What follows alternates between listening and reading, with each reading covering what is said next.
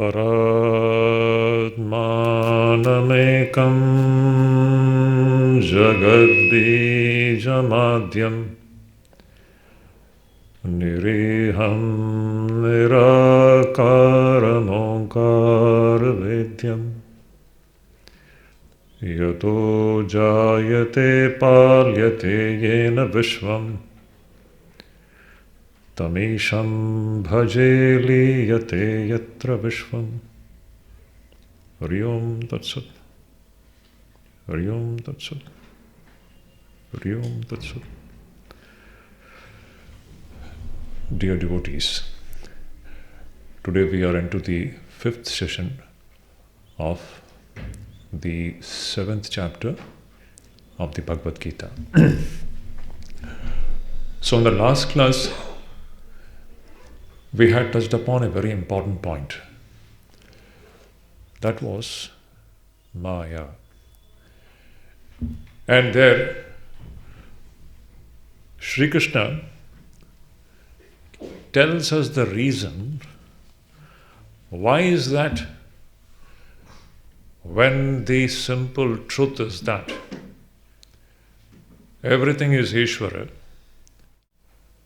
we are not understanding it. Why? And as an answer to this query, Sri Krishna says, Tribhir gunamayir bhavai ebhi sarvam idam jagat mohitam. Sarvam idam jagat mohitam. This entire world is totally deluded. Deluded by what? By the different things which we are perceiving through our sense organs.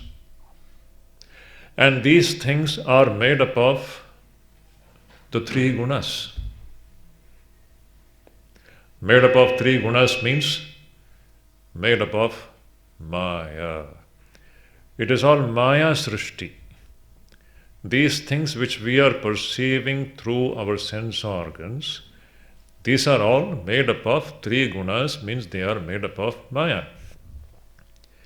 And we are totally glued to it, infatuated by it.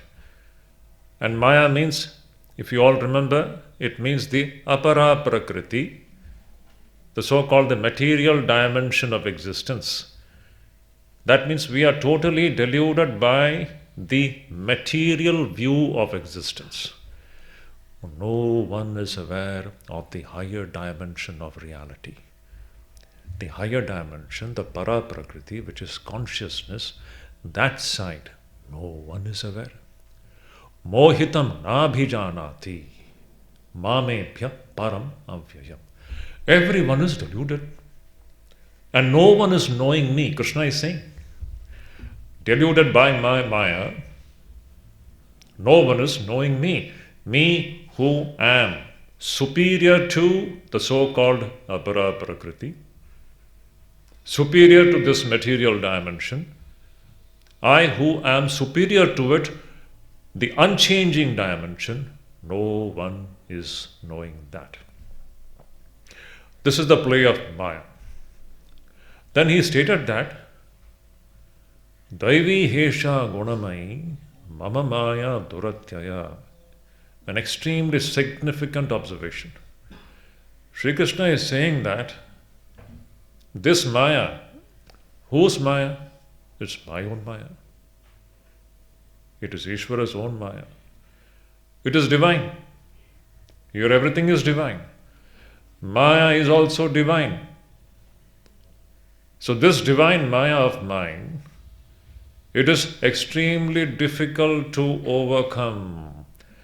Daivi Hesha Gunamai Mama Maya Duratyaya. It is Duratyaya. Duratyaya means it is very difficult to overcome. It is very difficult to cross over this ocean of Maya. Yes, it is difficult, but it is not impossible. How to overcome this captivity of Maya? Sri Krishna says, the solution is here. This is the only solution. we have to mark these words, very striking words of Sri Krishna. The words are very significant. He is saying that Mam eva ye prapadyante. Only those who take refuge in me and me alone. That means there is no second alternative. Let us make this point very clear. All our sufferings in life is owing to our captivity under the lower prakriti, apara prakriti, and that is why we suffer in life. The only way to come out of this is what? By taking refuge in the higher prakriti, which is consciousness. That is the meaning of Mam eva ye prapadyante maya metam taranti. That person, that man or woman will be able to cross over this ocean of Maya. The question is whether we want to cross over this ocean of Maya or not. That is the question which we have to decide.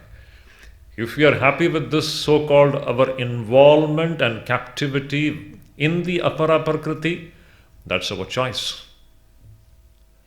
But the outcome of this captivity is nothing but sheer suffering, unending suffering in human life. But if we resolve to cross over this ocean of Maya, there is a way. The way is what? To take the refuge in the higher prakriti of Ishvara, which is consciousness.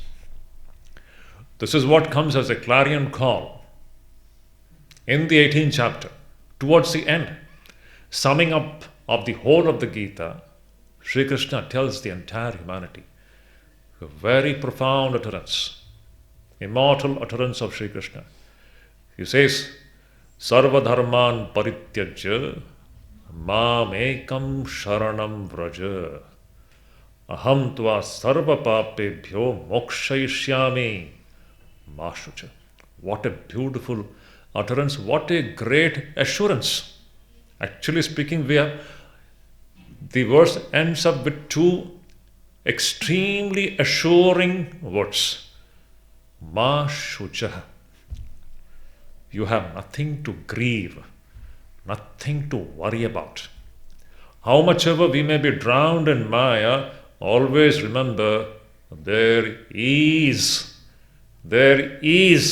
a way out. That way is Sarva dharman parityajya mam ekam sharanam vraja. Renouncing all the dharmas. All the dharmas means righteousness as well as unrighteousness. Their dharma means these two terms, dharma and adharma. Rising above dharma as well as adharma. Rising above good as well as evil. Now that is the topic we are going to discuss today. The problem of good and evil. Krishna says, rise above all the ideas of good and evil, right and wrong, and take refuge in me and me alone. I assure you that you will be freed from all sins. Have no worries. Grieve not. There is nothing to grieve. Ma Shucha. So beautiful. So, the same idea here in the 7th chapter, Krishna is saying that Mameva ye prapadyanti. A person who takes refuge in me and me alone, he crosses over this Maya. Now, in the next 2 verses, Krishna is going to discuss 2 groups of people. The first group of people, they are the so-called evildoers. And the second group of people, they are so-called good people. It is a problem of good and evil. Last time, after the last class, some people, some devotees, they asked me this question, that Swamiji, if everything is Ishvara, is the evil that we see in society also Ishvara? How do we account for the so-called horrible things happening in the society? It's a very valid question. What about the evil in society? It's a very reasonable and very rational question which troubles us. Nobody wants to be vulnerable or victim of the evil things happening in life, is it not? But evil is a part of life. How do we account for the so-called the horrible things happening in this creation? So there is always a problem of good and evil. And right from the beginning, Bhagavad Gita is teaching us what is this ultimate understanding of this reality, Ishvara. The ultimate understanding is that everything is that reality alone. Whatever we are experiencing, it is a mixture of para-prakriti and apara-prakriti. This is what Krishna has taught. That etad yonini bhutani sarvani iti upadharaya aham krishnasya jagatah prabhava pralayas tatha. I am the cause of this entire so-called samsara or this jagat through my two prakritis, apara prakriti and para prakriti. So whatever we are experiencing, it is actually speaking nothing but Ishvara and Ishvara alone. Then how do we account for evil? Good we can understand. But what about evil? Now, here we have to touch upon a few points before we take up the next verse. Because the next verse deals with the so-called evil people. So what is this good and evil? Let me straight away give the answer. Good and evil, they mean nothing but they are the difference in the degree of the manifestation of divinity which takes the form of good and evil. Once again I repeat. It is the difference in the degree of manifestation of divinity, it is that which takes the form of good or evil. Where divinity is fully manifested, you find God-like men and women. Where divinity is completely hidden, obstructed, you find extremely brutal and horrible creatures, human beings, indulging in so-called violence and barbarous and brutal things. What is happening? In them, this divinity is totally obstructed and not manifested. And in between these two extremes, there is divinity partially manifesting. There we will find people who are good as well as bad, but they are not as bad as so-called the horrible evildoers. So we have varying degrees. We have human beings with varying degrees of so-called nobility. Some people are absolutely noble, some people are partially noble, and some people, in them we find no nobility at all. It's total evil and evil alone. So it is the difference in the degree of the manifestation of divinity which takes the form of good as well as evil. Now, we need to connect this with Maya. Maya is made up of three gunas: Sattva, Rajas and Tamas. Now, what is the Sattva, Rajas and Tamas? Let us try to understand this with an example. If there is a medium can be transparent. This glass which is there in front of this door, which has got a glass, the glass is transparent. Sitting here, I can straight away see what is happening in the library there. It is totally transparent. The light is completely going through that medium, and I have the full knowledge of what is there on the other side. This is Sattva Guna. Sattva Guna means transparency. It allows the divinity to become fully manifest, go through the medium, and the person sees things very clearly. He sees the reality very clearly. There is no doubt in his mind. Now that very medium, instead of being transparent, it can become translucent. Translucent means what? Translucence means the light can pass. It is not obstructing the light, but it will not allow you to see things on the other side. Again, I repeat. When a medium is translucent, the passage of light is happening, but it is not transparent enough for the person to perceive what is on the other side. It is hiding the reality. This is what we can say is Rajoguna, where there is this divinity radiating, it is passing through that layer, yet it is hiding the reality. It is not allowing you to see the reality, what is there on the other side.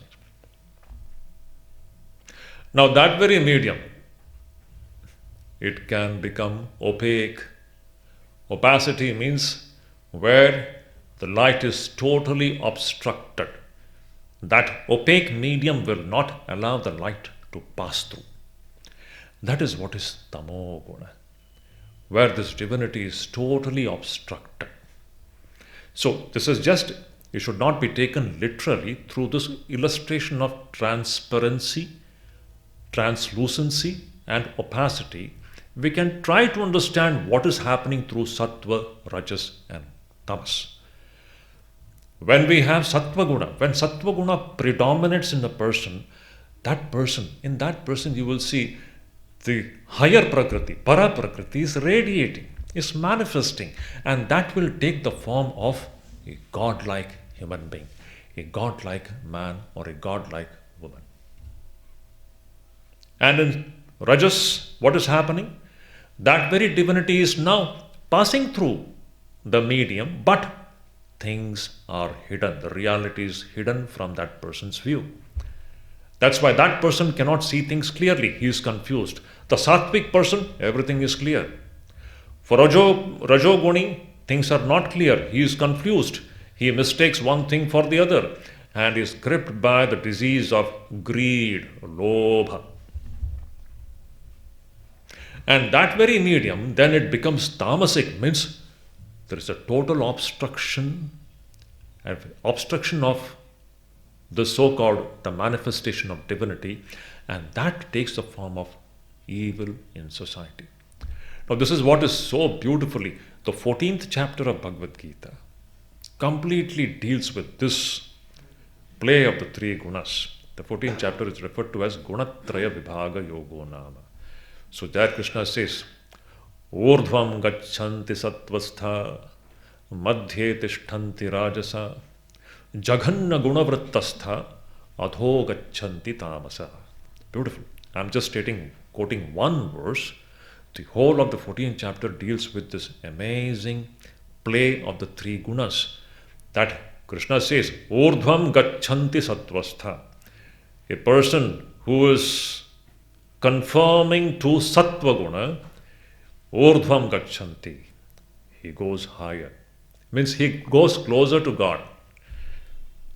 This awareness of God, awareness of Ishvara comes from sattva guna.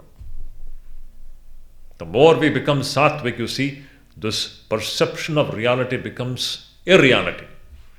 It is sattva guna's play. That was sattva guna's main characteristic is what? Knowledge and happiness. True sukham comes from sattva guna. So, urdhvam gachanti sattvastha, madhye tishtanti rajasa. Those who have rajasic nature, they remain in the middle. And Rajoguna induces greed, lobha, and mad activity. Your Rajoguna is always restless. Because he is not seeing the reality. And he is driven by greed for the different things of the world. Then what? Jaghanna gunavrittastha, adho gachanti tamasa. The tamasic person, he is a person who is Jaghanna gunavrittastha. He indulges in all horrible deeds. Brutality, violence, and all these things is done by Tamoguna. And he goes lower and lower and lower. This Tamoguni is born in all kinds of so-called beastly bodies when he dies. So this is the understanding of the three gunas. Sattva guna liberates. Rajoguna and Tamoguna, they bind us, but in different degrees. Tamoguna makes us absolutely demonic, asuri. In the 16th chapter again, we have a beautiful description of two prakritis, two kinds of people, demonic and divine. the divine nature and demonic nature. All these things will come. So this is how we have to understand what is happening in this creation. Everything is Ishvara and Ishvara's Maya. And in Ishvara's Maya, we have both good as well as evil. Good and evil is nothing but the varying degrees in which the divinity is getting manifested. In Sattva Guna, it is getting manifested blazingly. So you will find beautiful human beings, wonderful human beings with great qualities, godly qualities. And in Tamo Gunas, you will find extremely brutal human beings. That very human being becomes extremely brutal. All the violence and all the horrible crimes. Crimes are all proceeding from Tamo Guna. So let us understand this point. So beautiful. So we get a right perception of what is happening in human society. To make this understand, let us again take up a story. This is very important because this is a very vital point. If everything is Ishvara, then Swamiji, how do we account for evil in society? It troubles us. Evil literally troubles us. Nobody is comfortable with evil. But we need to understand what is actually happening. When we see some evil, whose play it is? It is Ishvara's own Maya through its Tamo Guna, taking the form of that evil person. At the same time, on the other extreme of the spectrum, we have an extremely saintly, godly man or a woman. How does that happen? There, Ishvara's Maya, through Sattva Guna, is taking the form of a very divinely human being. So both the so-called divine human being and the so-called demonic human being, both of them are the products of Maya. Good and evil, both are the products of Maya. Dharma and adharma, both are the products of Maya. They are within the domain of Maya. Ishvara is beyond both dharma as well as adharma. Ishvara, the supreme reality, is both beyond good as well as evil. That's why Sri Krishna said in the 18th chapter, Sarva dharman parityajya mamekam. Rise above these ideas of good and evil. We have to rise above the idea of not only evil, but even of good. Even good is bondage. According to Vedanta, even good is bondage. Sattva Guna also is a bondage. We have to go beyond all the gunas. We have to first rise above the Tamo Guna and become a Rajasic. Then from Rajasic, we have to come to Sattva Guna. But it is not sufficient to remain tied down by Sattva Guna. Sattva Guna also is a bondage. It is like a golden thread. It is just like it is a thread, but it's a thread made up of gold. Made up of gold or made up of iron chain. Thread is a thread. It will bind us. Sattva Guna also binds. We have to go beyond Sattva Guna also. So one is an iron chain. Tamo Guna is an iron chain. Sattva Guna is a chain made up of gold. No matter of which material it is made, it is a chain. Whatsoever it is a chain. So we have to go beyond both. So this, for to make us understand this, a beautiful story. Sri Ramakrishna's Kathamrit gives this story. There were 3 robbers. And these 3 robbers, they catch hold of a merchant who's a rich man. Just like robbery takes place. They kidnap a rich man, a merchant, and then they take him, they blindfold him, and they take him into the forest. The first robber says, his all wealth is robbed, they take away all the money from him. And the first robber says, come on, let us kill him. Don't keep him, let us kill him. The second robber says, no, let us not kill him. Why to kill him? Let us tie him down. He is blindfolded, okay. After robbing that merchant, they blindfold him and take him into, just like the kidnappers, how they do, we know. They will blindfold the person and take him somewhere so that the person doesn't know the location. So the person is taken to some unknown location, he is blindfolded, and there the first person says, let us kill him. The second person says, no, let us not kill him. Let us just tie him down. And they tie him down and he is blindfolded, and all the 3, they go away. So this merchant is lying down there in the forest, in the middle of the forest. His hands and feet are tied down and he's blindfolded, no help. But out of the 3 robbers, one robber was compassionate. And he comes back. After some time, when the 2 other robbers had left, this 3rd robber, he comes back to this merchant. He feels compassionate. And he shows some kindness. He comes and he opens his so-called, the rope with which he was tied down. And he also removes his blindfoldness. He removes that cloth by which he was blindfolded. And releases him. Releases him and then shows him. You see, you go that way. If you walk this way, you can reach your village. So that merchant was extremely overcome by a sense of gratitude that this 3rd person came and saved him. And he was expressing his gratitude that thank you, you're so kind, you have been so kind, you released me from this. And he welcomes that 3rd person, that robber, you also come with me, come to my house. Let me show my gratitude by serving you in some way or the other. But the 3rd robber says, no, my dear, I cannot come to your village. I am not permitted to come into your village. Now this is a very symbolical story. The first robber who said, kill him, he is Tamo Guna.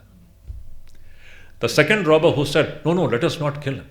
Let us tie him down. That is Rajo Guna. And the 3rd one who came back and released him is Sattva Guna. Sattva Guna releases us. Rajo Guna and Tamo Guna binds us. In that, Tamo Guna takes the most brutal form. Rajo Guna is somewhere in the middle, but it binds us. Sattva Guna releases us. But Sattva Guna also cannot come to that domain of Para Prakriti. It is also in the domain of Maya. So, this merchant, then he leaves all the 3 robbers and reaches his house. That houses, you may say, is the Para Prakriti. These 3 robbers, they belong to the lower Prakriti, Apara Prakriti. This is how we have to go beyond all the 3 gunas. Sri Ramakrishna also gives another very beautiful example. He says that if a thorn pricks your feet, in order to remove that one thorn, you have to take another thorn. And with the help of the second thorn, you remove the first thorn and then throw away both the thorns. We don't keep the second thorn. Oh, the second thorn has helped me to remove the first thorn. Let me keep it. We don't keep it. We throw away both the thorns.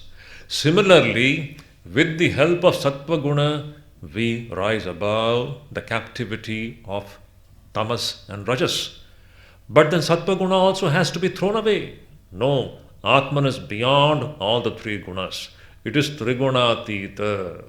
It is beyond all the 3 gunas. Now this is how we have to understand the problem of good and evil in society.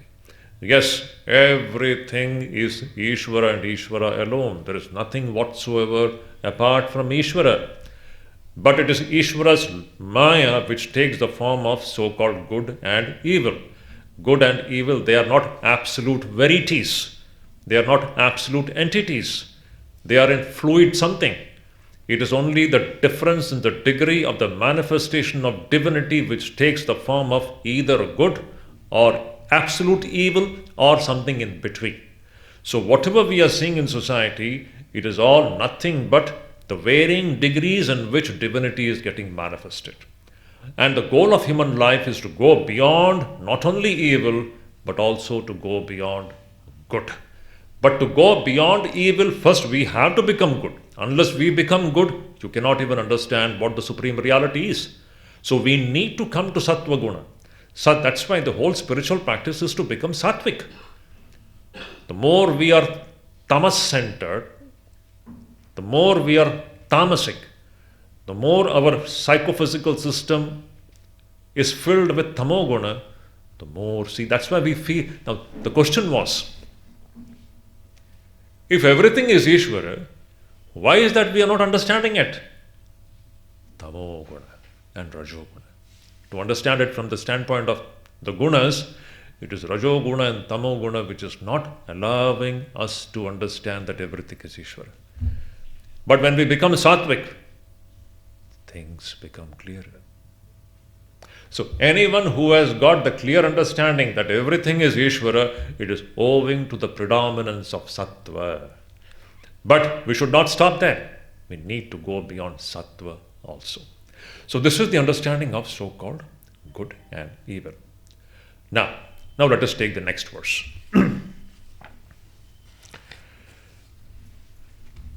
As an introduction to the next verse, Shankaracharya ji says there, he says, if it is that those who resort to Ishvara, they cross over this Maya. That is what Krishna said in the last verse. Mameva ye prapadyante maya metam taranti.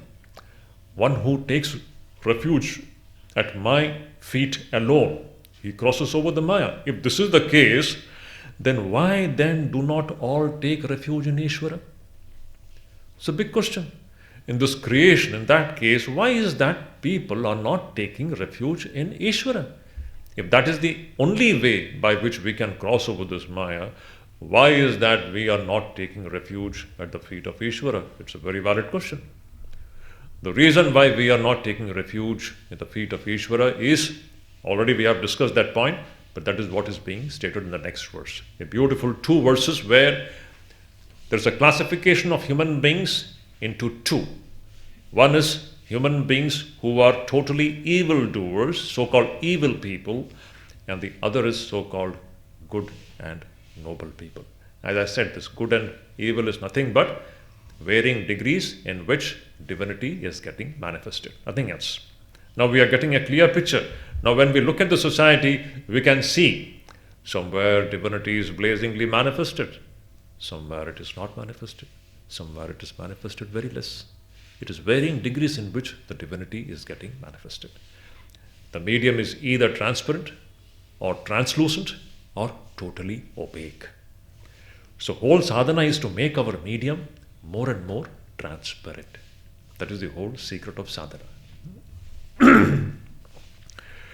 So Krishna is saying here, the reason why people are not taking refuge in me is that Namam dushkritino mudha prapadyante naradhama mayaya pahrita jnana asuram bhavamashrita.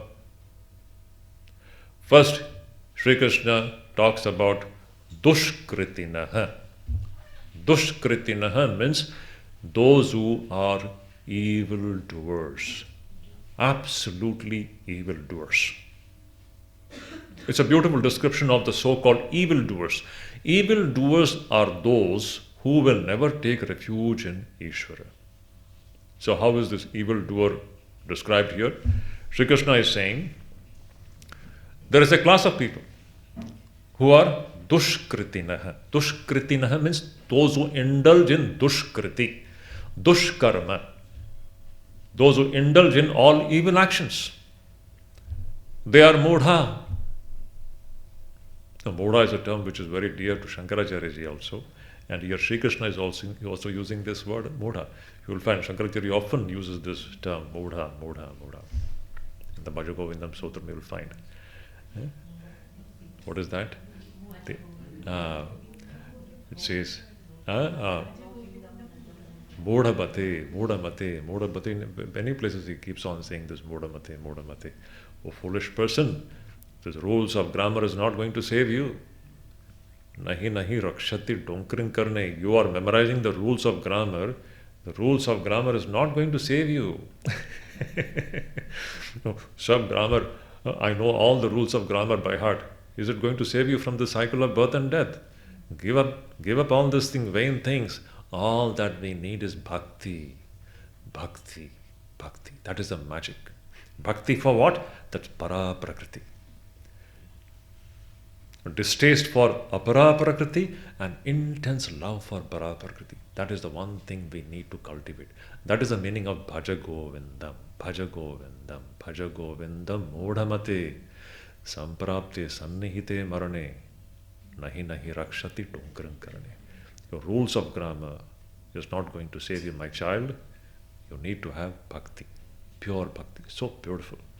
So here, Sri Krishna is saying, this person who is dushkritinaha, who is given to dushkarma, an evildoer, and he is mudha, he is foolish.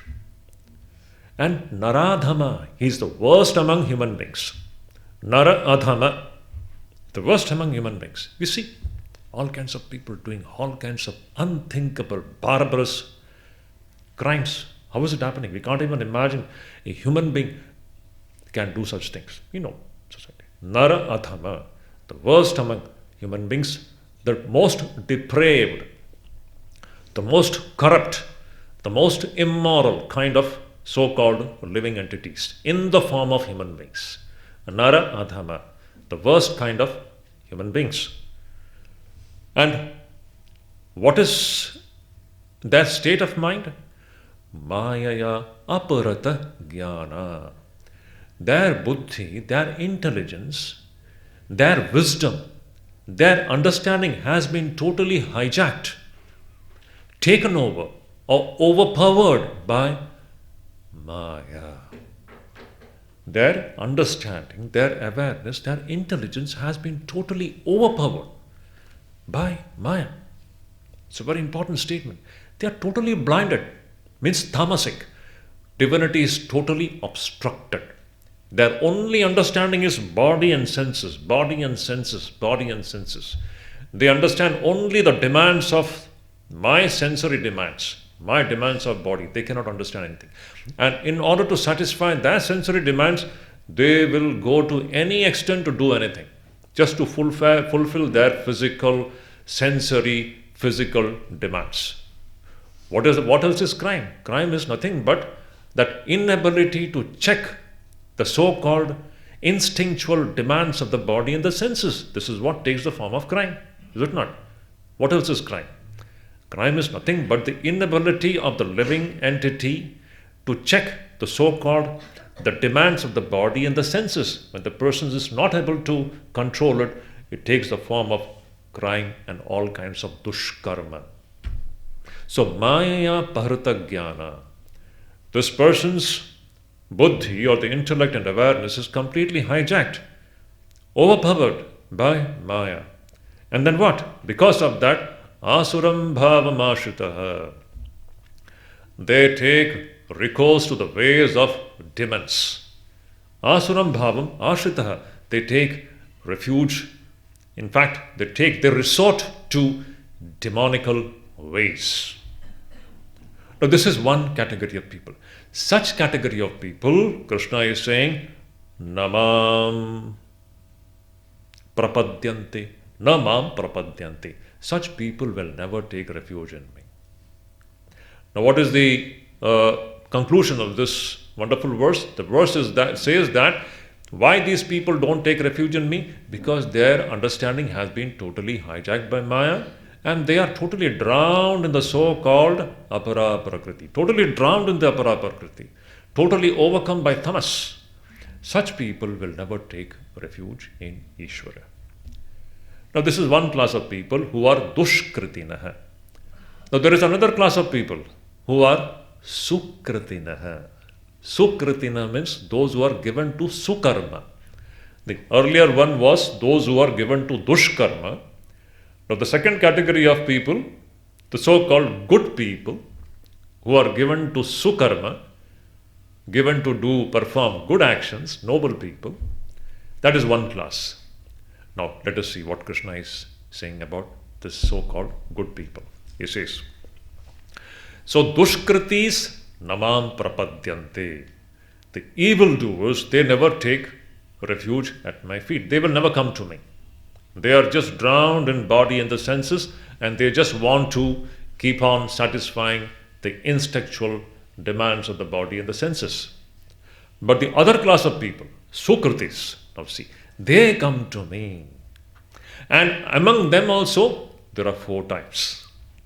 Among the so-called the good people who come to me, who take refuge at my feet, they are all bhaktas. Now we are going to talk about a beautiful subject of bhakta and bhakti. Amazing, extremely interesting. Now we are talking about so-called bhaktas. All of us, definitely we are bhaktas. I don't think so. We have any doubt about it. We are bhaktas. We should have that understanding. We are all bhaktas. But what do you mean by bhakti? Bhakta is a person who is constantly striving to find his connection with Bhagavan in one way or the other. Bhakta is a person who is constantly striving to get connected with Ishvara, one way or the other. It doesn't matter. He can be a Sakam Bhakti or Nishkam. But in him, there is always a tendency to look towards Ishvara. He's a Bhakta. Now see, among the Bhaktas also there are 4 types. And all the Bhaktas are all so-called good people. Now let us study this. Sri Krishna is saying, what is this so-called good people having who come and take refuge at my feet? So Krishna is saying here, Chaturvidha bhajante mam jana sukritino arjuna arto jigyasvarartharthi jnani cha bharatarshava. Krishna says, O Arjun, Arjun is referred to as Bharatarshava. Bharatarshava means the foremost of the Bharata dynasty. Arjuna belongs to the dynasty of the Bharata Vansha. And he is foremost in that Bharata Vansha. So, Krishna is saying, hey Arjuna, 4 classes of people of virtuous deeds adore me. People who are virtuous. In that there are 4 classes. They all adore me. They all take refuge in me. They all are striving to get connected with me. But there are 4 classes. Who are these 4? Artha, Jigyasu, Artharthi, and Jnani. What is the meaning of Artha? Artha means someone who is in difficulty. In life, we are all in this Maya, plane of Maya, and we have not realized the truth. In Maya, we are always in difficulty. We are always in difficulty, some difficulty or the other. We are always in the face of difficulty. So many difficulties in so many ways. Disease, different problems, family problems, all kinds of difficulties. And when we face difficulties, this virtuous people, this person, this man or this woman is a virtuous person. He is given to Sukarma, not Dushkarma. The Sukarmi, when he or she faces difficulty, his tendency will be always to look at Ishvara for solution. It's a beautiful thing. How true it is. We are all Sukarmis, we are not Dushkarmis. And whenever we face problems in life, our natural tendency is to call upon God. Any doubt? We all do that. But we call upon God for solution.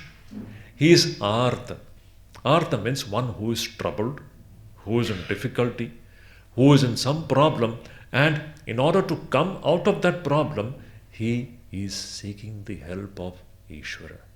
In that way, he is getting connected with Ishvara. Artha. The second is what? Jigyasu. Jigyasu means what? One who wants to know the real nature of Ishvara. He is a Jigyasu. One who wants to know the real nature of Ishvara is a Jigyasu. Gyatum ichha Jigyasa.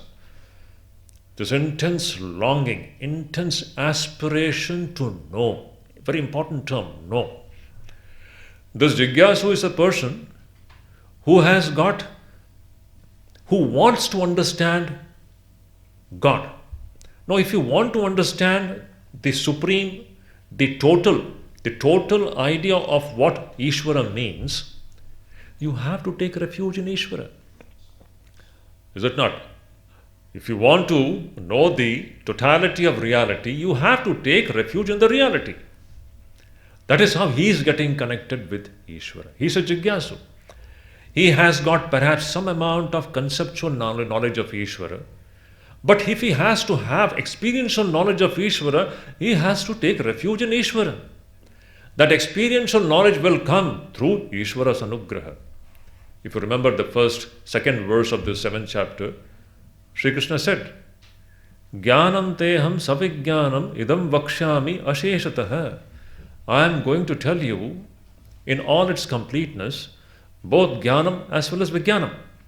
Jnanam refers to the conceptual knowledge of Ishvara. Vijnanam refers to the experiential knowledge. So this Jigyasu is a person who, in this way, he wants both jnana and vijnana.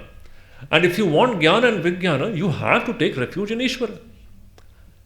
Without taking refuge in Ishvara, how can you have jnanam and vijnanam? So he is a second category of person. So many of us I think we are all belonging to the category of the second category. Jigyasus. We want to know the true nature of Ishvara, and that is why we are praying to Ishvara. We are getting connected to Ishvara through our prayers, through our aspiration. This is second class of Bhakta. You see, he is a Bhakta. Remember, the first class, Artha, is a Bhakta. The second class, who wants to know the true nature of Ishvara, is also a Bhakta. He is getting connected to Ishvara through that. The third one is Artharthi. Artharthi means what? One who is wanting wealth in life. The one who is wanting wealth in life, if he is a good person, he will also take refuge in Ishvara alone. Those who are bad people, evil people, dushkriti, they will not take refuge in Ishvara. They will go and rob a bank. Is it not? Evil people, if they want wealth, they will straight away go and rob a bank or rob somebody. But good person, but he wants wealth. Will he go and rob a bank? He won't do that. He has a sense of right and wrong. He will take refuge in Ishvara and he will ask for wealth from Ishvara. He is Artharthi. So he is also getting, this good person, though he may be having the so-called desire to have so-called worldly wealth, but he also turns to God because he is a Sukarmi. He is not a Dushkarmi. He is a good person. So, in this way, these three people, Artha, Jigyasu and Artharthi, they are getting connected to Ishvara to serve some selfish interest with which they are approaching God. You may say that they have so-called Sakama Bhakti. The fourth person is what? Jnani cha Bharatarshabha. The fourth Bhakta is Jnani. Here comes a wonderful picture. The fourth category is one who is Jnani. Who is a Jnani? Shankaracharya says, Jnani is a Tattvavit.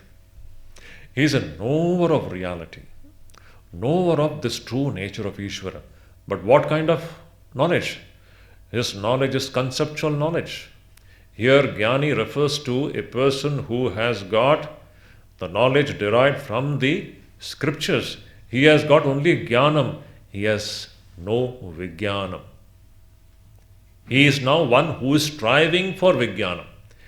He has got Jnanam. He has got a conceptual, theoretical understanding, but a very clear understanding. Amazing. This is not a small thing. It's a very big attainment in life to have a proper conceptual grasp of what Ishvara is. That is the starting point towards the experience of Ishvara. If you don't even have the correct conception of what Ishvara is, where is the question of experiencing it? The true experiential knowledge of Ishvara is preceded by a correct conceptual understanding of the Supreme Reality. But the conceptual understanding of Supreme Reality is not the Supreme Reality. No matter how clear the conception, it is yet a conception. It is not experiential. Let us make this very subtle differentiation between conceptual knowledge and experiential knowledge. They are totally different actually. But yet, the conceptual knowledge has got a very important place in spiritual life. So this Jnani is a person who has got a perfect conceptual grasp, comprehension of what this Ishvara is.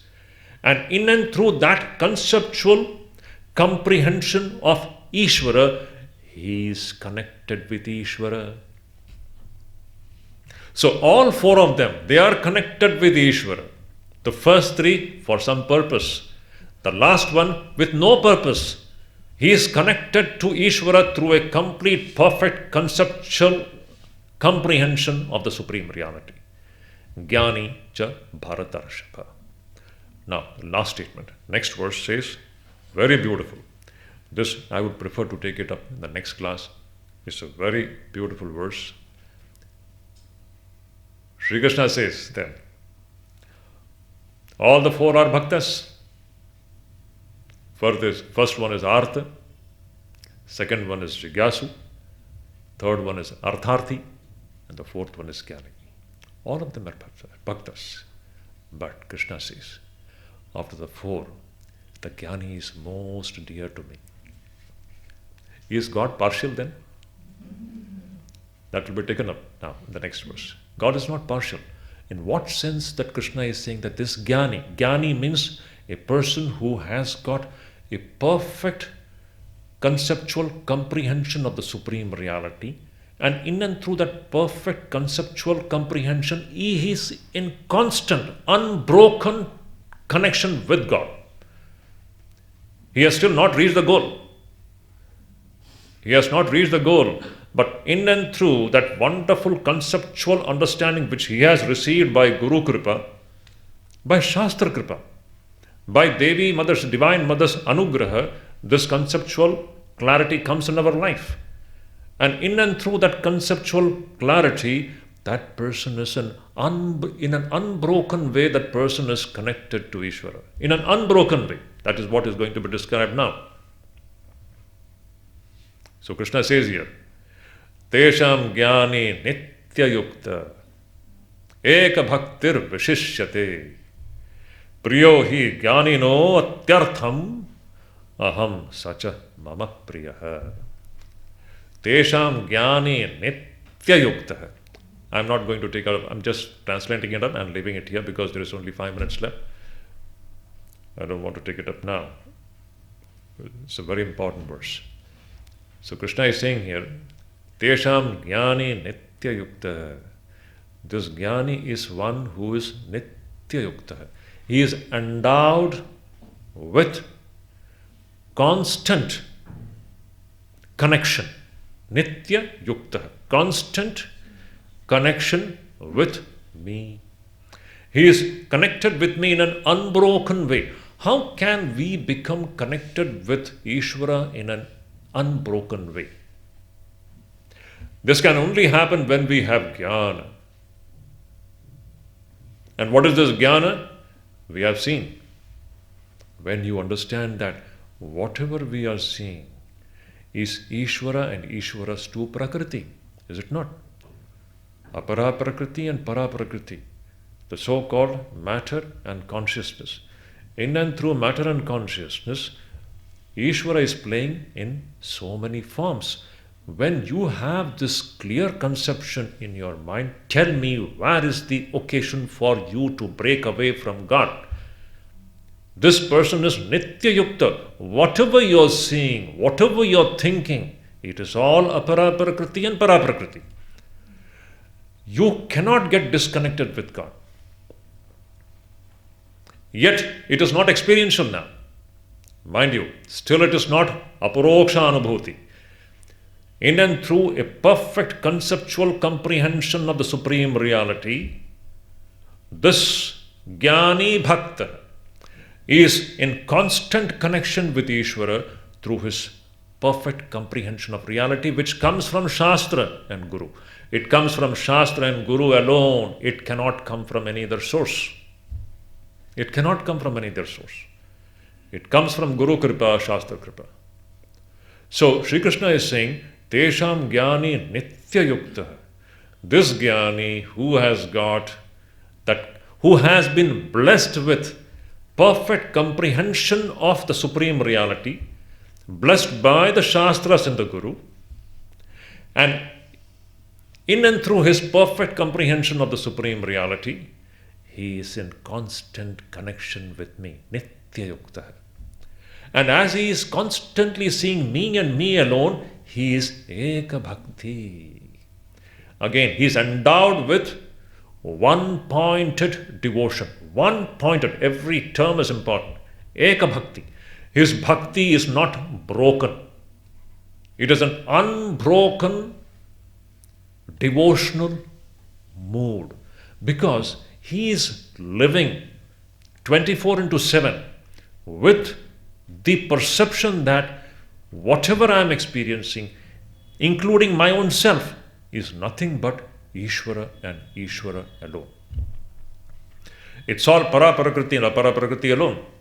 And owing to this perfect comprehension which he has got, again, it is a comprehension still at the level of buddhi.